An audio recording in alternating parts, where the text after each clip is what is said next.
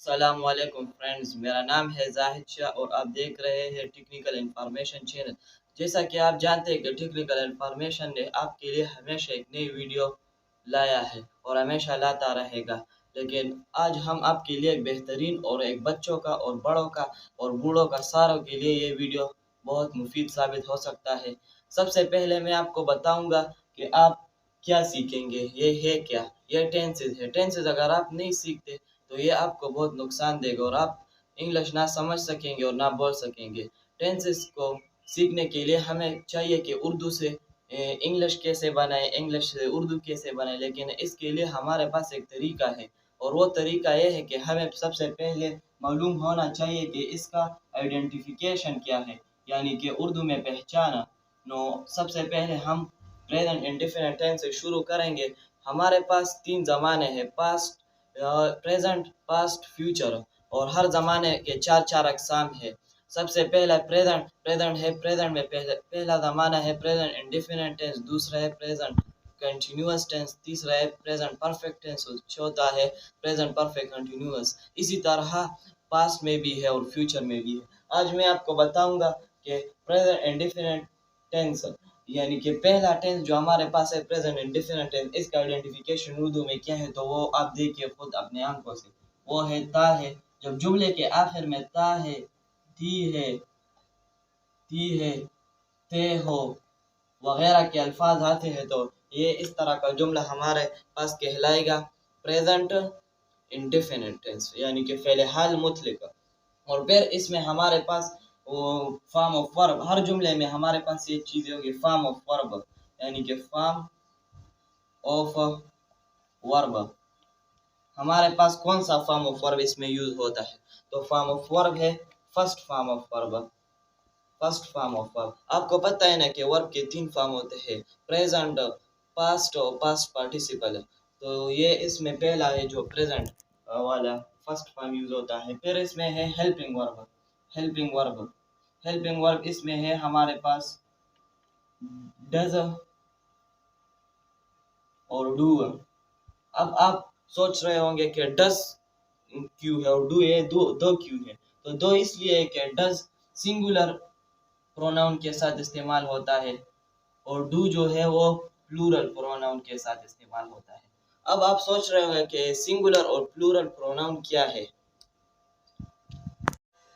अब हमें मालूम होना चाहिए कि सिंगुलर प्रोनाउन क्या है और प्लूरल प्रोनाउन क्या है। तो अब हम आपको बताएंगे।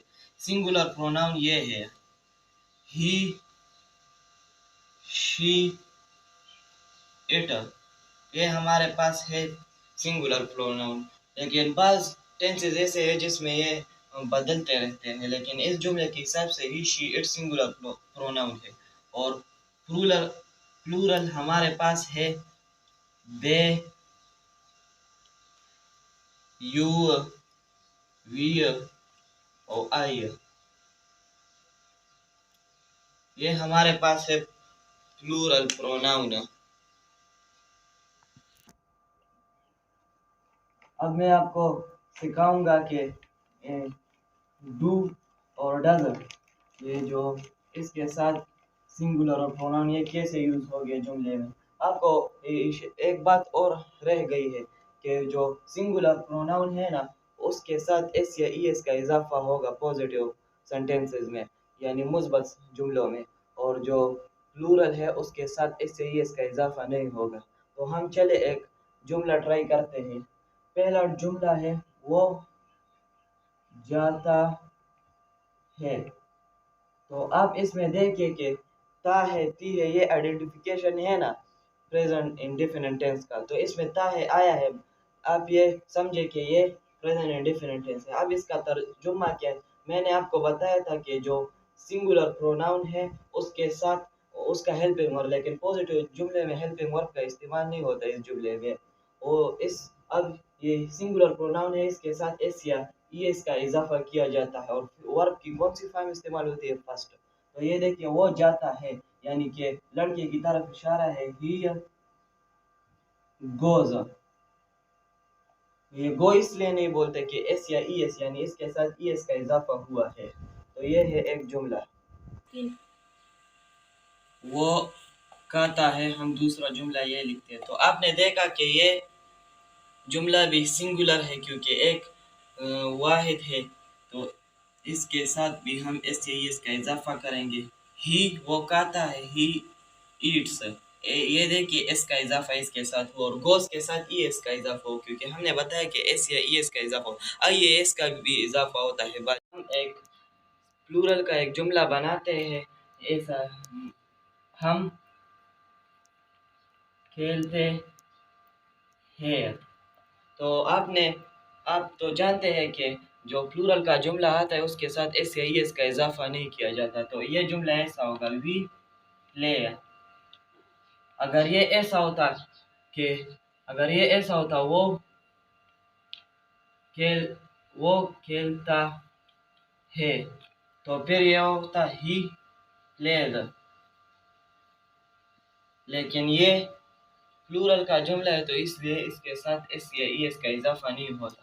तो यकीन है आपको पॉजिटिव जुमलों का समझ आया होगा। फ्रेंड्स, अब हम सीखेंगे कि नेगेटिव जुमले कैसे बनाएंगे। तो मैंने आपको शुरू में कहा था कि नेगेटिव जुमले कैसे बनाएंगे।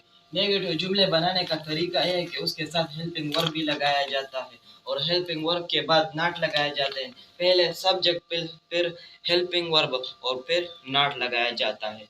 मिसाल के तौर पर ये जुमला है पॉजिटिव, ही प्लेड। और नेगेटिव जुमला में आप ये बात जान ले कि एस या ई एस एस में ख़त्म हो जाते हैं। फिर ये अगर सिंगुलर हो या प्लूरल, इसके साथ एस या ई एस का इजाफा नहीं किया जाता।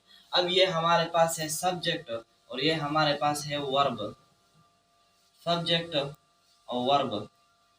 अब हम पहले सब्जेक्ट लगाएंगे, फिर फिर हेल्पिंग वर्ब लगाएंगे, फिर नॉट लगाएंगे, फिर वर्ब। लेकिन एस या ई एस का इजाफा नहीं होगा। मिसाल के तौर पर ये रहा हमारे पास सब्जेक्ट ही, और ये है सिंगुलर। तो मैंने आपको बताया था कि सिंगुलर के साथ डज लगाया जाता है। तो ही डज, और ये रहा हेल्पिंग वर्ब। इसके बाद मैंने कहा नॉट लगाया जाता है और वर्ब को आखिर में लगाया जाता है। लेकिन ऐसे ही इसका इजाफा नेगेटिव जुमले में नहीं होता। यकीन है कि आप समझ होंगे। अब हम सीखेंगे एक प्लूरल का मिसाल। तो प्लूरल प्लूरल में आपको पता है कि प्लूरल प्रोनाउंस का हेल्पिंग वर्ब क्या है, डू। तो अब हम डू यूज करेंगे। मिसाल के तौर पर दे डू, ये हो गया प्लूरल का हेल्पिंग वर्ब। और नॉट, ये होगा नेगेटिव का। और प्ले, ये हो गया वर्ब। तो इसके साथ भी ऐसे ही इसका इजाफा नहीं किया जाता। उम्मीद है कि आप सीख रहे होंगे। अब हम प्लूरल का एक और मिसाल पेश करते हैं। वे वी डू नॉट प्ले। आप समझ गए। ये शुरू दे।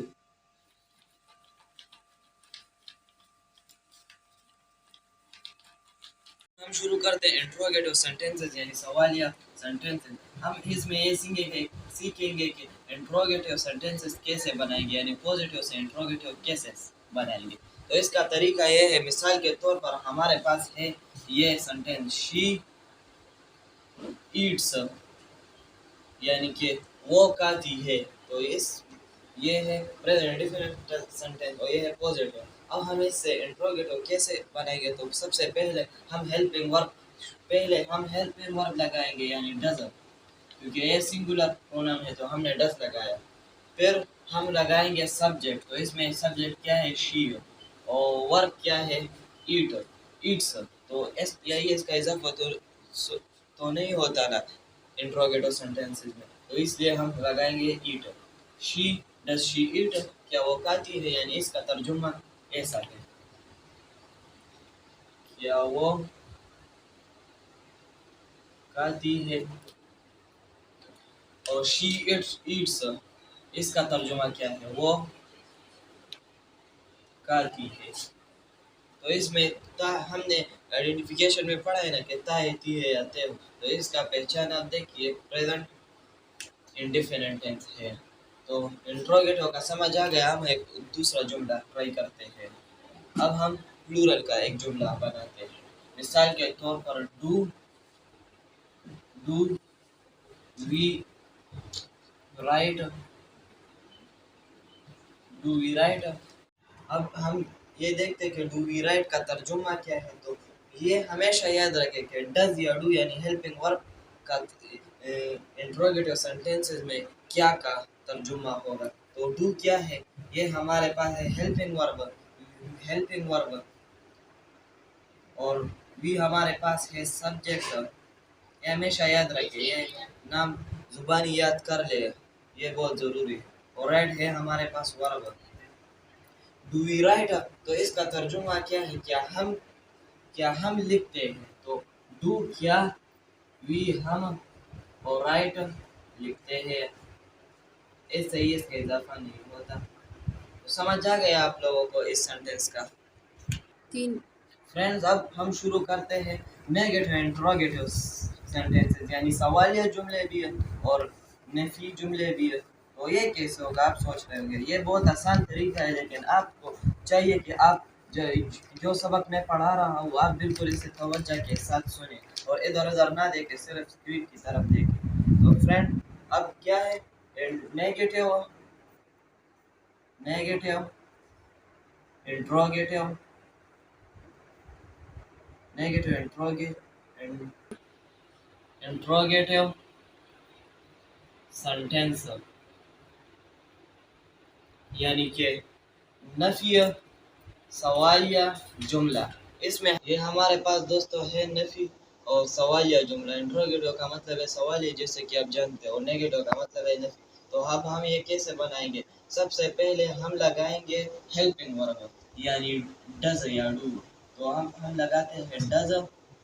मिसाल के तौर पर ये पहले छोड़ दें, इससे पहले हम एक पॉजिटिव जुमला लिखते हैं, दे राइट अ लेटर। इसका तर्जुमा क्या है, क्या वो खत लिखते हैं, यानी कि ये दे जो है हमारे पास प्लूरल प्रोनाउन है। अब हम इससे नेगेटिव इंट्रो वो खत लिखते, सॉरी क्या नहीं, वो खत लिखते, क्योंकि ये तो पॉजिटिव सेंटेंस है। अब हम इसमें क्या करेंगे, सबसे पहले हम लगाएंगे डू। आपको तो पता है ना, प्लूरल प्रोनाउन के साथ डू लगाया जाता है, सिंगुलर के साथ डज। तो इससे अब हम नेगेटिव इंट्रोगेटिव बना रहे हैं, डू दे, डू दे। इसके बाद हमने सब्जेक्ट लगाया, do do they not write a letter. Do they not write a letter. तो ये हमारे पास है हेल्पिंग वर्ब, ये जान ये लिख ले अपने कॉपी में। हेल्पिंग वर्ब है डू, दे हमारे पास सब्जेक्ट है, और नॉट हमारे पास नेगेटिव है, और राइट हमारे पास वर्ब है, और बस छोड़े इसको। और लेटर हमारे पास है ऑब्जेक्ट। अब ऑब्जेक्ट की बात को छोड़े, लेकिन फिर भी सरासर सरसरी से समझ लें। इसका मतलब है मफऊल। मफऊल उसे कहते हैं जिसके बारे में बात हो रहा हो। फ्रेंड, आप आज के लिए इतना काफ़ी है। कल से इंशाल्लाह हम प्रेजेंट कंटिन्यूअस टेंस का आगाज़ करेंगे। इस कल के लिए अस्सलाम।